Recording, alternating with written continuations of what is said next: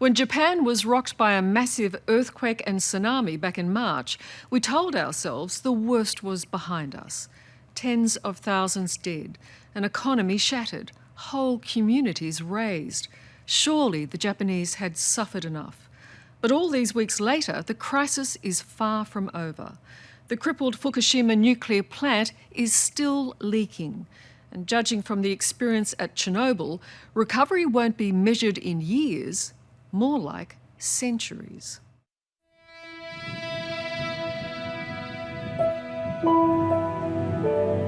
On Japan's eastern shores, where thousands of people once lived, there are now only neat piles of rubble. And an eerie silence to mark the tsunami that so devastated a nation. But it's not long before that silence is shattered, signalling there's another disaster looming. What's it saying, Frank? There's nothing like we've had before. We're heading for ground zero of Japan's nuclear crisis, the meltdown of Fukushima power plant. Okay, stop there. It's more than 20 kilometres away, but already we're picking up its deadly fallout. The radiation is building the further we go in, so it's going to be too dangerous to carry on. So we actually have to stop here? Yep. I'm not willing to take you any further. Radiation expert Frank Jackson and his Geiger counters tell us we've already come too far. So even protective gear's not enough? Gamma radiation is it's the stronger form of radiation.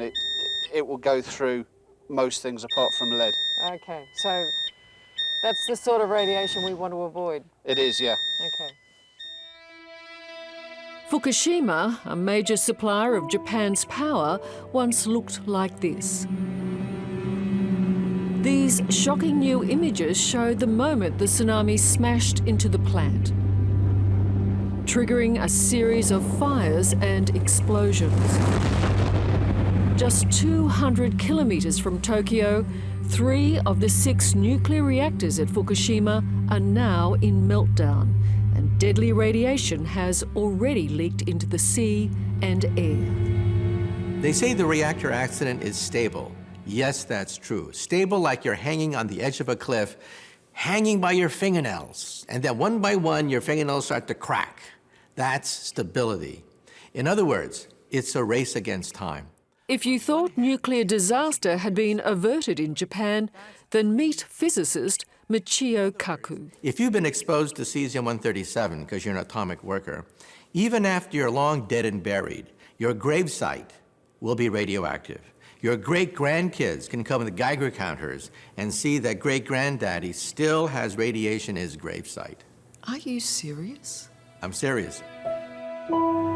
The death and destruction, the displacement of so many families has been quite shocking. And now, nuclear contamination just adds another layer to what is already an unspeakable tragedy. These were obviously people's homes, but with the nuclear power plant just 20 kilometres that way, any decision to come back, rebuild, could well be out of their hands. More than 135,000 people have been forced to evacuate. The streets in towns and villages are now mostly deserted, and locals have been told their food and water may be contaminated. Should we test these? The same as an X-ray then, according to this. Okay. So every time you have a cabbage, you have an X-ray? Yeah.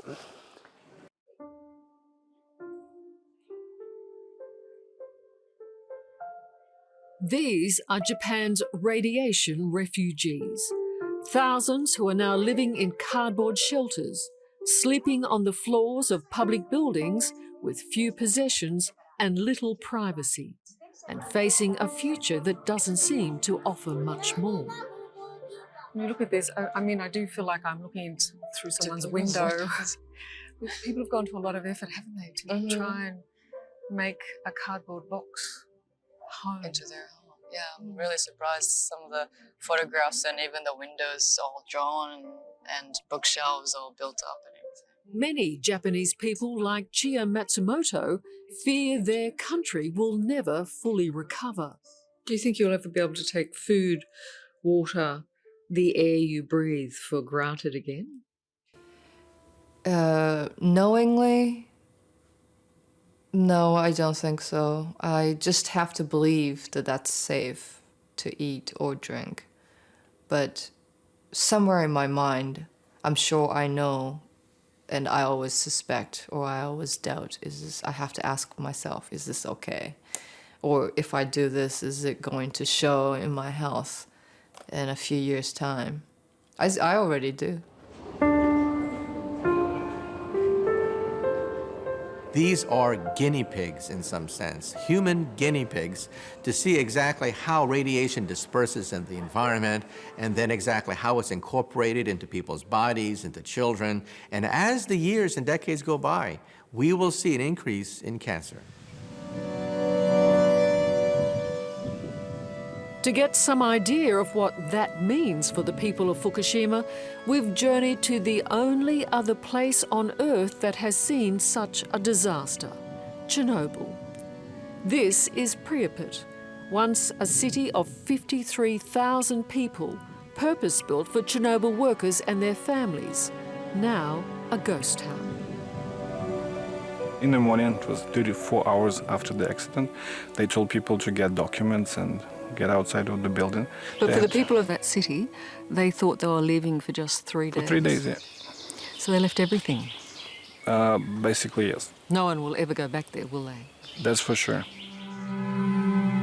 In 1986, the Chernobyl nuclear reactor in the former Soviet country of Ukraine exploded. Sergei Ivanchuk was 16. When it happened, nobody in this country, in the world, knew how bad it was. Even the director of the power plant, even the people who worked there.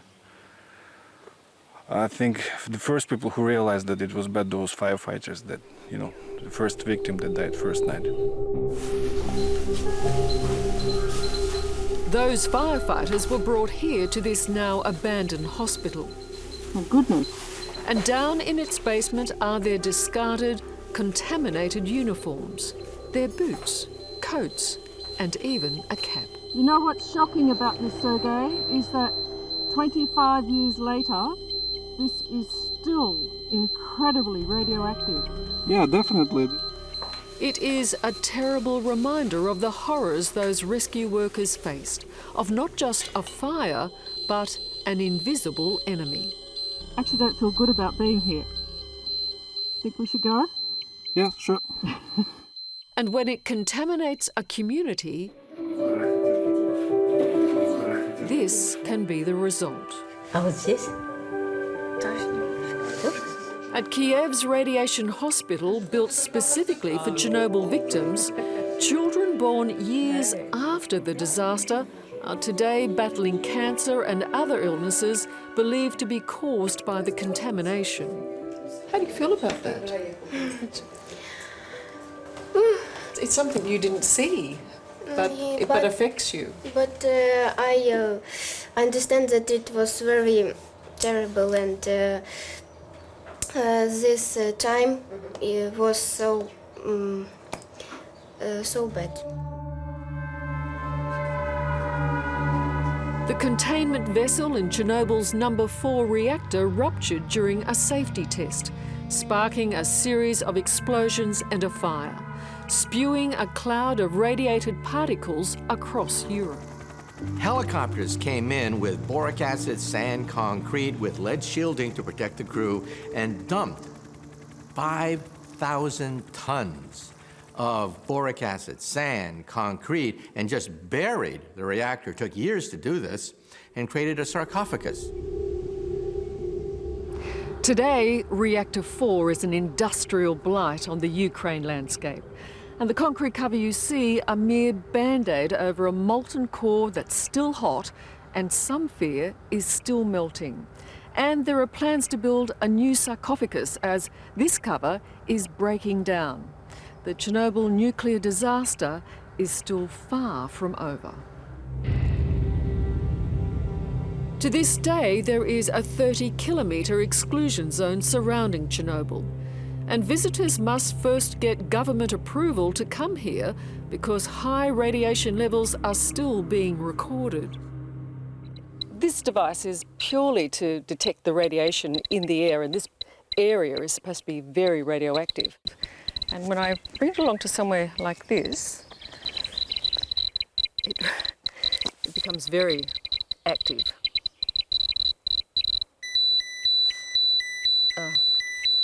Mask on.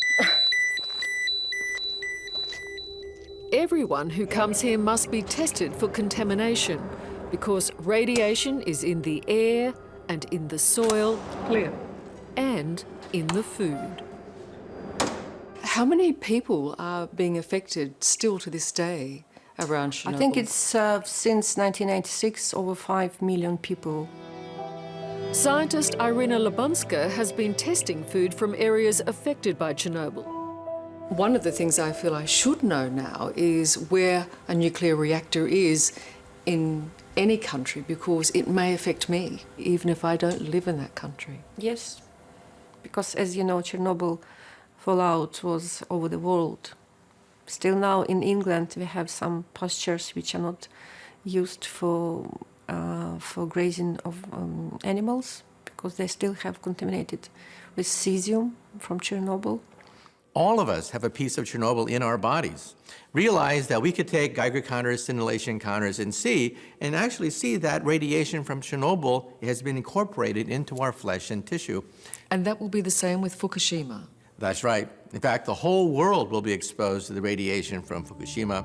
It means that the radiation went over the Pacific Ocean, sailed over the United States, and it is now circulating around the entire Earth. So we're already getting it. We are already getting radiation from Fukushima. Do you fear that Fukushima will become the Chernobyl of Japan, a dead centre, a place that no one can ever go back to? I think, unfortunately, it will become that way, and it has to be that way, or it has to be kept that way. This nuclear disaster brings with it an enemy its victims can't see or smell, yet has the power to take everything from them. A cheap, reliable energy source that could now cost them dearly. Every nation of the world that has decided to go nuclear has to reassess the real dangers. What's going to happen over a 100-year, 500-year time frame? These things do happen. They don't happen often, but when they do happen, it could wipe out the economy of a whole nation. And so nations have to democratically decide for themselves, are they willing to take the risk?